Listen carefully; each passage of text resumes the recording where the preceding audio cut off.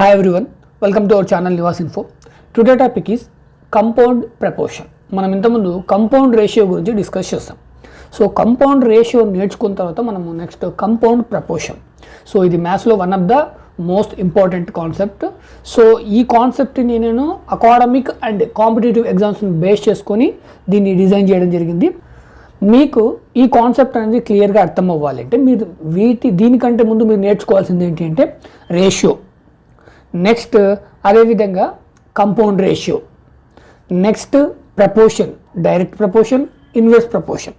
So వీటి తర్వాత మీరు ఈ కంపౌండ్ ప్రపోర్షన్ అనేది నేర్చుకుంటే మీకు సబ్జెక్ట్ అనేది చాలా క్లియర్గా అర్థమవుతుంది. సో నేను వీటికి సంబంధించిన లింక్స్ అనేవి కూడా కింద డిస్క్రిప్షన్లో ఇచ్చాను. మీరు ఒకసారి డిస్క్రిప్షన్ అనేది ఓపెన్ చేసి మీకు ఫస్ట్ అవి ఐడియా లేకపోతే వాటిని అనేది మీరు నేర్చుకోవడానికి ట్రై చేయండి.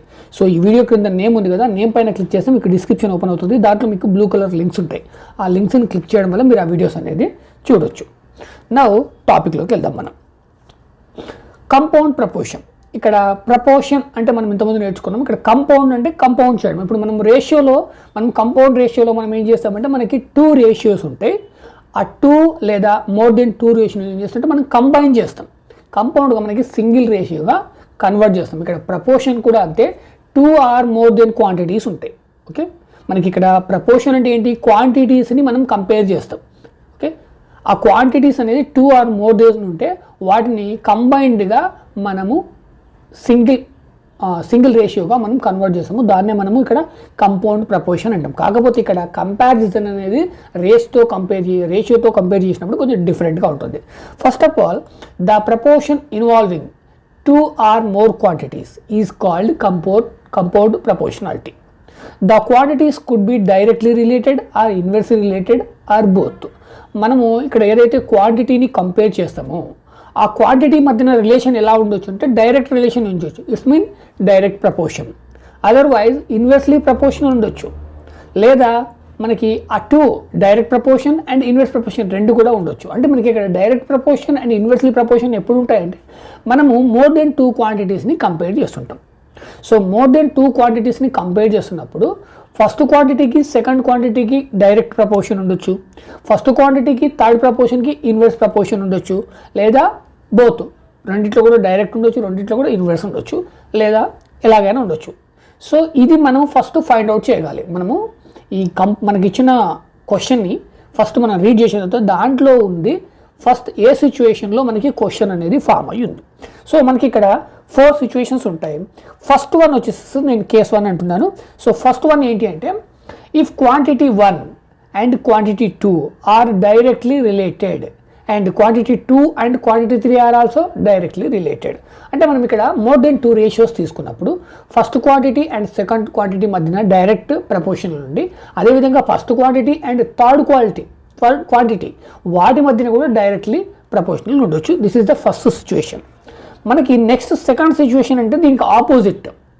If quantity 1 and quantity 2 are inversely related and quantity 2 and quantity 3 are also inversely related. ఈ ఫస్ట్ కేస్కి ఆ కంప్లీట్ ఆపోజిట్ సిచ్యువేషన్ ఈ సెకండ్ సిచ్యువేషన్. ఇక్కడ ఏమవుతుంది అంటే ఫస్ట్ క్వాంటిటీకి సెకండ్ క్వాంటిటీకి అదేవిధంగా ఫస్ట్ క్వాంటిటీ అండ్ థర్డ్ క్వాంటిటీకి అక్కడ రిలేషన్ ఏముంటుందంటే ఇన్వర్స్లీ ప్రపోర్షనల్. ఓకే, ఇది ఉంటుంది. నెక్స్ట్ మనకి థర్డ్ కండిషన్ ఏంటి అంటే, if quantity 1 and quantity 2 are directly related and quantity 2 and quantity 3 are inversely related. ఇక్కడ ఏంటంటే ఫస్ట్ 2 క్వాంటిటీస్ మధ్యన రిలేషన్ డైరెక్ట్ ప్రపోర్షన్ ఉంటుంది. నెక్స్ట్ ఫస్ట్ 1 అండ్ థర్డ్ 1 ఆ రెండింటి మధ్యన రిలేషన్ ఇన్వర్స్లీ ప్రపోర్షనల్ ఉంటుంది. ఇది ఇంకొక సిచ్యువేషన్. దీని తర్వాత నెక్స్ట్ ఇంకొక సిచ్యువేషన్ ఏంటంటే ఈ థర్డ్ సిచ్యువేషన్కి opposite. If quantity 1 and quantity 2 are inversely related and quantity 2 and quantity 3 are directly related. First 2 quantities మధ్యన రిలేషన్ ఇన్వర్స్లీ ప్రపోర్షన్ ఉంటుంది. నెక్స్ట్ ఫస్ట్ 1 అండ్ థర్డ్ 1 మధ్యన రిలేషన్ డైరెక్ట్ రిలేషన్ ఉంటుంది, డైరెక్ట్ ప్రపోర్షన్ ఉంటుంది. So ఈ 4 సిచ్యువేషన్స్లో మనకి questions వస్తాయి. మీకు ఇంకా క్లియర్గా అర్థం అవ్వాలి ఈ కంపౌండ్ ప్రపోర్షన్ మీద ఎలాంటి ప్రాబ్లమ్ ఇచ్చినా మీరు ఈజీగా సాల్వ్ చేయాలంటే మనము ఒక్కొక్క సిచ్యువేషన్కి సంబంధించి ఒక్కొక్క క్వశ్చన్ తీసుకొని ప్రాబ్లం అనేది సాల్వ్ చేద్దాం. నేను ఇక్కడ ఫస్ట్ వన్కి కేస్ 1కి సంబంధించేసి నేను ఒక క్వశ్చన్ తీసుకుంటున్నాను. ఇక్కడ కేస్ 1 ఏంటి అంటే మనకి quantity 1 and quantity 2 are directly related and quantity 1 and quantity 3 also directly relation. Okay, మీరు ఇక్కడ కన్ఫ్యూజ్ అవ్వద్దు. ఇక్కడ 2 and 3 అంటే మనం ఏదైతే కంపేర్ చేస్తున్నామో ఇక్కడ మిడిల్లో తీసుకున్నప్పుడు 2 and 3. ఇన్ కేస్ మనం ఏదైతే మనకి క్వశ్చన్ ఎలా ఇస్తాడంటే ఫస్ట్ క్వశ్చన్ తీసుకుందాం, మీకు ఈజీగా అర్థమవుతుంది. నేను ఇక్కడ క్వశ్చన్ తీసుకుంటున్నాను. Consider the mess charges for 35 student for 24 days is rupees 6,300. How much will be the mess charges for 25 students for 18 days? ఈ క్వశ్చన్లో మనకి ఏంటంటే 3 క్వాంటిటీస్ ఉన్నాయి. ఓకే, ఈ క్వశ్చన్లో మనకి 3 క్వాంటిటీస్ ఉన్నాయి. ఇన్ కేస్ మనం ఫైండ్ అవుట్ చేయాల్సింది ఏంటి, ఇక్కడ మనం ఫైండ్ అవుట్ చేయాల్సింది ఇక్కడ మెస్ చార్జెస్ అనేది ఫైండ్ అవుట్ చేయాలి. మనకి ఒకటి ఇవ్వడం జరిగింది, 6,300 ఇచ్చాడు. ఈ 6,300 ఏంటి అంటే 24 daysకి 35 స్టూడెంట్కి అయ్యే మెస్ చార్జెస్. 35 స్టూడెంట్స్ ఉన్నారు, వాళ్ళకి 24 daysకి 6,300 అవుతుంది. మనం ఫైండ్ అవుట్ చేయాల్సింది ఏంటంటే స్టూడెంట్స్ 25 స్టూడెంట్సే ఉన్నారు, 18 daysకి ఎంత ఛార్జెస్ అవుతుంది దాన్ని మనం ఫైండ్ అవుట్ చేయాలి.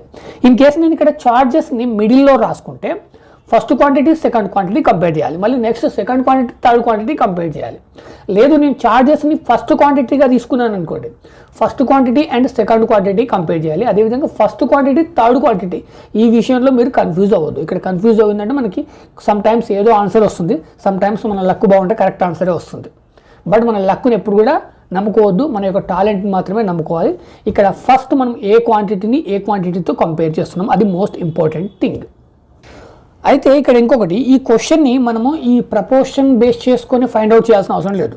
మనకు వచ్చే క్వశ్చన్స్ని మనము ఆన్సర్ ఎలా ఫైండ్ అవుట్ చేసి అంటే నెంబర్ ఆఫ్ వేస్ ఉంటాయి. బట్ మనకి కాన్సెప్ట్ తెలిస్తే మనము ఎలా సాల్వ్ చేసినా కానీ కరెక్ట్ ఆన్సర్ వస్తుంది. ఇంకొకటి కాన్సెప్ట్ తెలిస్తే ఏంటంటే మనం ఈజీ షార్ట్ కట్స్ అనేది చాలా ఈజీగా యూజ్ చేయొచ్చు. మనకి కాన్సెప్ట్ తెలియనప్పుడు షార్ట్ కట్స్ ఎలా యూజ్ చేయాలనేది మనకి తెలియదు. ఇక్కడ మనం ఇందులో చూసినట్టయితే మనకి 6,300 రూపీస్ ఏంటి 24 daysకి అయింది. ఈ 6,300ని 24తో డివైడ్ చేస్తే 1 dayకి ఎంత అవుతుందో తెలుస్తుంది, రైట్? ఆ 1 dayకి ఎంత అయిందో తెలిసిన తర్వాత ఒక స్టూడెంట్కి ఎంత అవుతుంది అంటే ఆ వచ్చిన అమౌంట్ మళ్ళీ 35తో డివైడ్ చేస్తే మనకి ఒక స్టూడెంట్కి ఎంత వస్తుందని తెలుస్తుంది. అప్పుడు మనము 25 స్టూడెంట్ అంటే ఆ వచ్చిన అమౌంట్ని ఇంటూ 25 చేస్తే 25 స్టూడెంట్కి 1 dayకి ఎంత అవుతుంది. నెక్స్ట్ ఆ అమౌంట్ని మళ్ళీ 18తో మల్టిప్లికేషన్ చేస్తే 18 daysకి ఆ 25 స్టూడెంట్కి అయ్యే అమౌంట్ ఎంత అనేది కూడా తెలుస్తుంది. సో ఇది కొంచెం లెంతీ లేదా మనకి కాన్సెప్ట్ తెలియకపోతే సమ్ టైమ్స్ ఇది ఎటెటో వెళ్తుంది.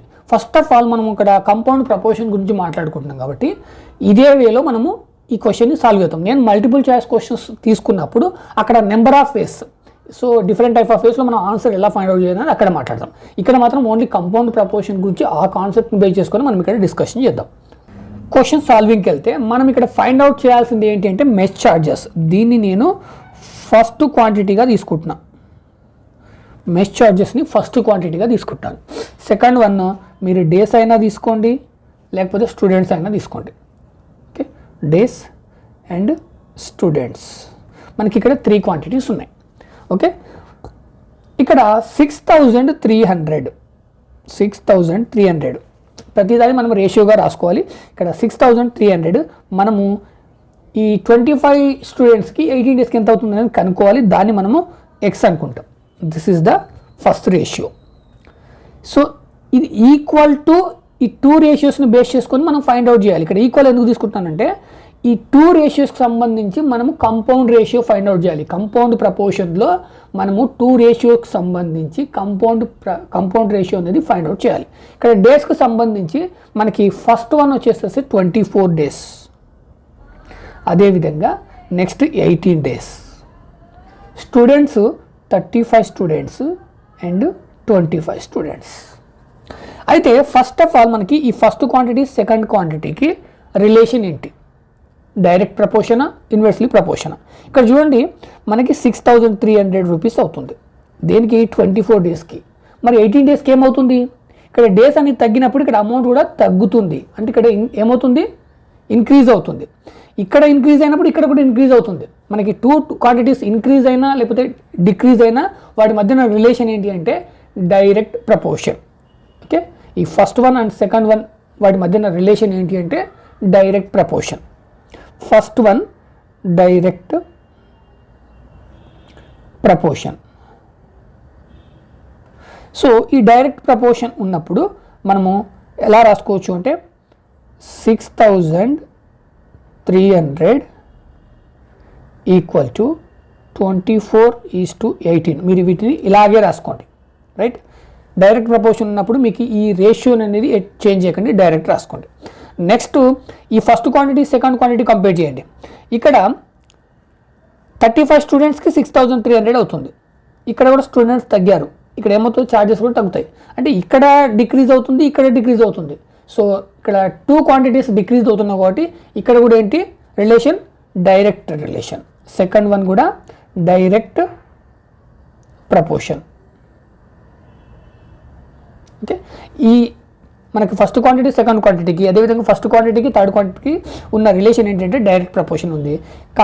కాబట్టి ఇక్కడ మనకి సెకండ్ రేషియో రాసుకోండి, ఇంటూ 35:25.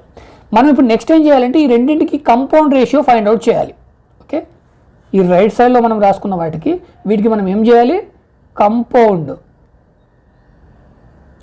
రేషియో అనేది ఫైండ్ అవుట్ చేయాలి. సో కంపౌండ్ రేషియో అనేది మనం ఎలా ఫైండ్ అవుట్ చేస్తాము, 6,300:x is equal to first quantity into first quantity 24:35, అదేవిధంగా ఈజ్ టు 18:25. రైట్, ఇప్పుడు మీకు కొంచెము ఇబ్బందికరంగా ఉంటే మీరు ఏం చేస్తారంటే ఫస్ట్ వీటిని ఏం చేస్తారంటే సింప్లిఫై చేయండి. సింప్లిఫై చేయడం వచ్చు కదా, 24/18 ఉందనుకోండి. ఓకే, ఈ రెండు కూడా 6తో డివిజిబుల్ అవుతాయి, 6 3 జా 6 4 జా.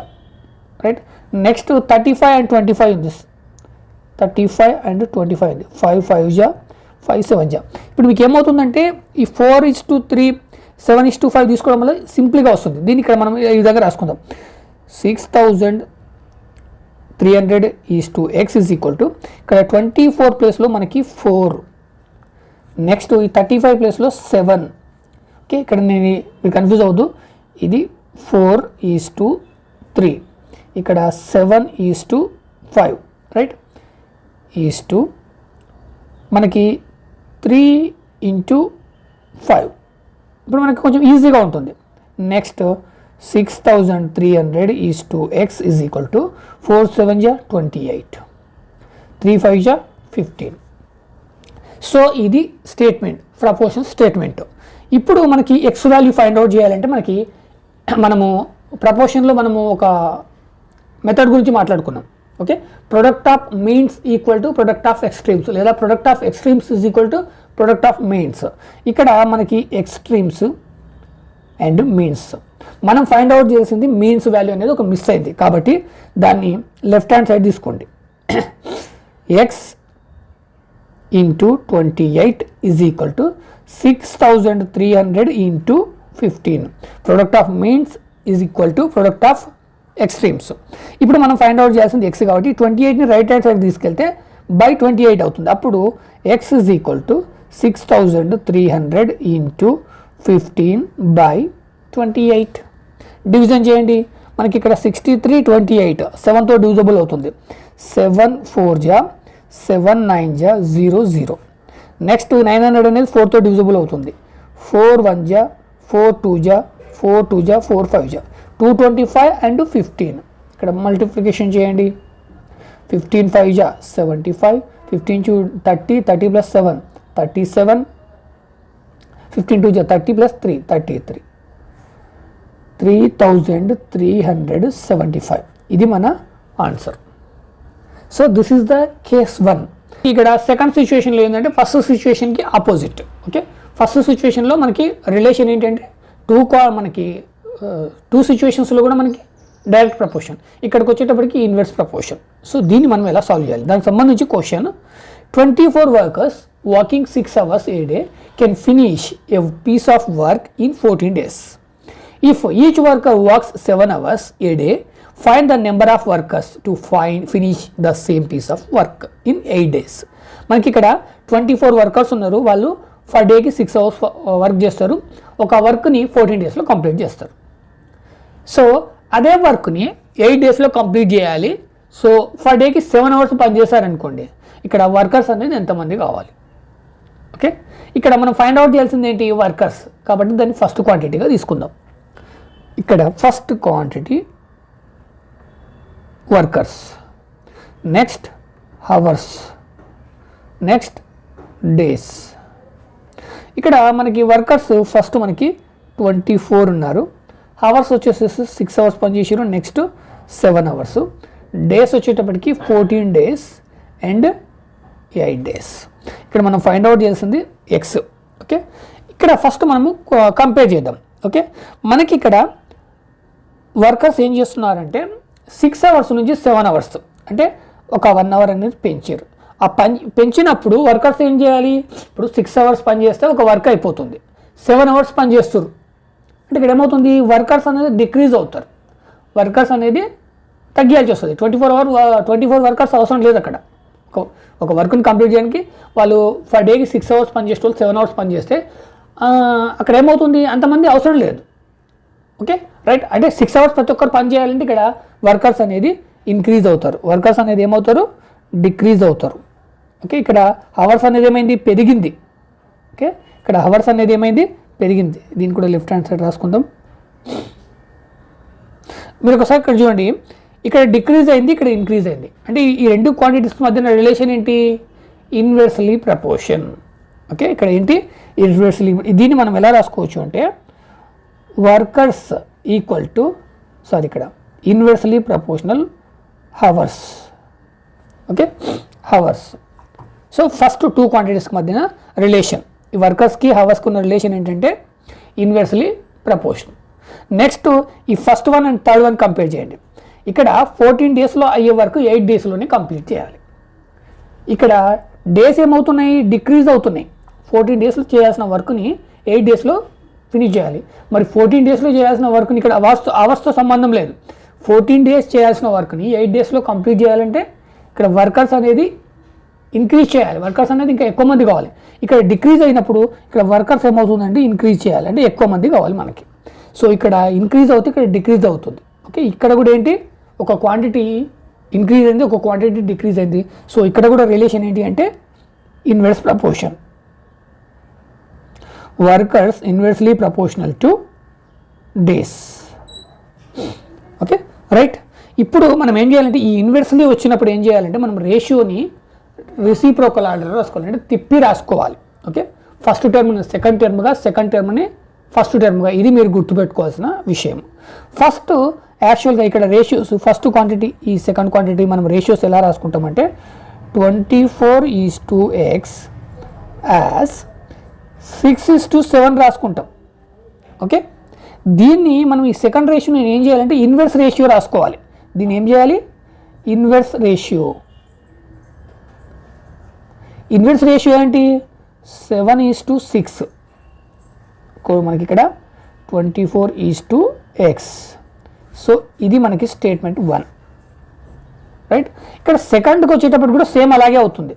సెకండ్ వన్ చూడండి 14:18 ఉంది, అంటే 24:x యాజ్ 14:8. ఓకే, ఇదేంటి మనకి?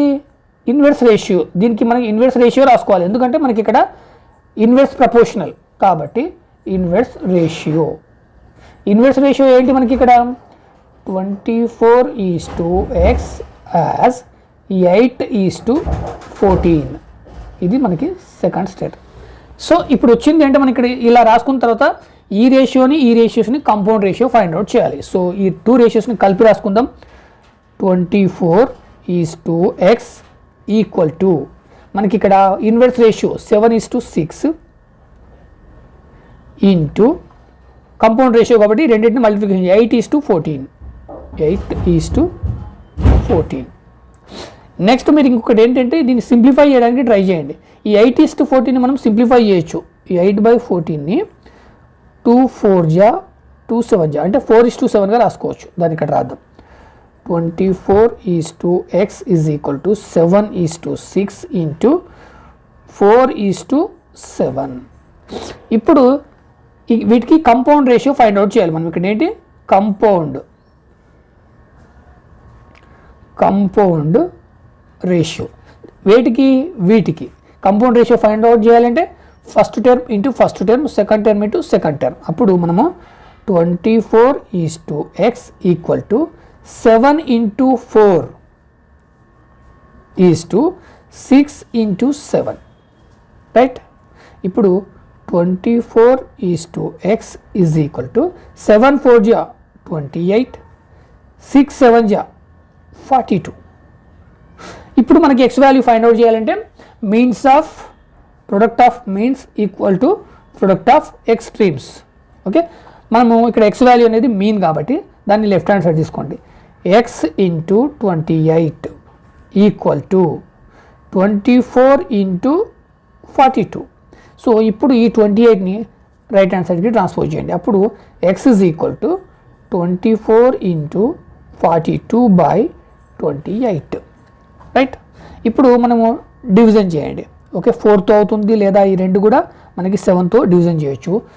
7 4 జా 7 6 జా 4 1 జా 4 6 జా 6 6 జా 36. మనకి ఇక్కడ 8 డేస్లో పర్ డేకి 7 అవర్స్ పని చేస్తే మనకి ఎంతమంది వర్కర్స్ కావాలంటే 36 వర్కర్స్ కావాలి. ఇది ఆన్సర్.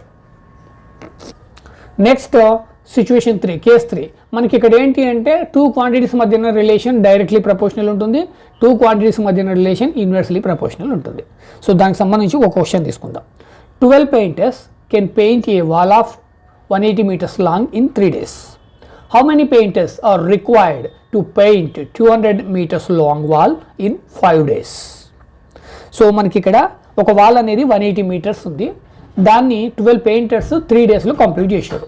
ఇంకొక వాళ్ళు 200 మీటర్స్ ఉంది, దాన్ని 5 డేస్లో కంప్లీట్ చేయాలంటే అక్కడ ఎంతమంది పెయింటర్స్ అనేది కావాలి. ఇక్కడ మనం ఫైండ్ అవుట్ చేయాల్సింది ఏంటి? Painters. So I'm writing painters as the first quantity. Next మనకి వాల్ తీసుకోండి, నెక్స్ట్ డేస్ తీసుకోండి. ఓకే, ఇప్పుడు వీటికి సంబంధించిన రేషియోస్ రాసుకుందాం. ఫస్ట్ మనకి 12 పెయింటర్స్ ఉన్నారు. నెక్స్ట్ వన్ మనం ఫైండ్ అవుట్ చేయాలి కాబట్టి x. Okay, equal to wall ఇక్కడ 180 metres and 200 metres into next third one 3 days and 5 days. 3 days and 5 days. First వీటి మధ్య నా రిలేషన్ అనేది చెక్ చేయండి. ఇక్కడ 180 మీటర్స్ లాంగ్ 200 మీటర్స్ అయింది. ఇక్కడ ఏమైంది? ఇంక్రీజ్ అయింది. ఓకే, ఇక్కడ ఏమైంది? పెన్ కలర్ మారుద్దాం, మీకు కొంచెం క్లియర్గా ఉంటుంది. ఇక్కడ ఏమైంది? ఇంక్రీజ్ అయింది. మరి ఇక్కడ వాల్ అనేది పెరిగినప్పుడు పెయింటర్స్ని పెంచాలా? ఓకే, ఇక్కడ 20 మీటర్స్ పెరిగింది కాబట్టి పెయింటర్స్ అనేది పెంచాలి. ఇక్కడ కూడా మనకి ఇంక్రీజ్ అవుతుంది. ఇక్కడ ఇంక్రీజ్ అయింది, ఇక్కడ ఇంక్రీజ్ అయింది. సో వీటి మధ్యన రిలేషన్ ఏంటి? Direct proportion. పెయింటర్స్కి అండ్ వాల్కి మధ్యన రిలేషన్ ఏంటి అంటే direct proportion. Painters directly proportional to wall. This is the first situation. Okay, so direct ఈ రేషియోని అనేది అప్పుడు మనం వాటిని రేషియోస్ అనేది ఎలా రాసుకోవచ్చు అంటే 12:x యాజ్ 180:200. ఇది డైరెక్ట్ మనం రాసుకోవచ్చు. సెకండ్ వన్ కంపేర్ చేద్దాం మనం. ఇప్పుడు సెకండ్ వన్లో చూసినట్టయితే మనకి ఇక్కడ 3 డేస్లో చేయాల్సింది 5 డేస్లో చేయాలి, అంటే డేస్ ఇంక్రీజ్ అయింది. ఇక్కడ వాళ్ళతో సంబంధం లేదు, డేస్ అండ్ పెయింటర్స్తో 3 డేస్లో చేయాల్సిన వర్క్ 5 డేస్లో చేయాలంటే మనకి ఇక్కడ 12 మెంబర్స్ అవసరం లేదు, వారిని తగ్గిద్దాం. సో అప్పుడు ఏమవుతుంది? ఈ పెయింటర్స్ అనేది డిక్రీజ్ అవుతారు, డేస్ అనేవి ఇంక్రీజ్ అయింది. అంటే ఇక్కడ డిక్రీజ్ అవుతుంది, ఒకటి ఇంక్రీజ్ అవుతుంది. అంటే వీటి మధ్యన రిలేషన్ ఏంటి? Inverse proportion. కాబట్టి పెయింటర్స్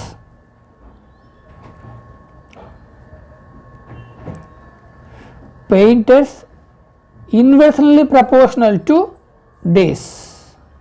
సో వీటికి సంబంధించిన రేషియో ఏంటి అంటే మనకి 12:x యాజ్ 3:5.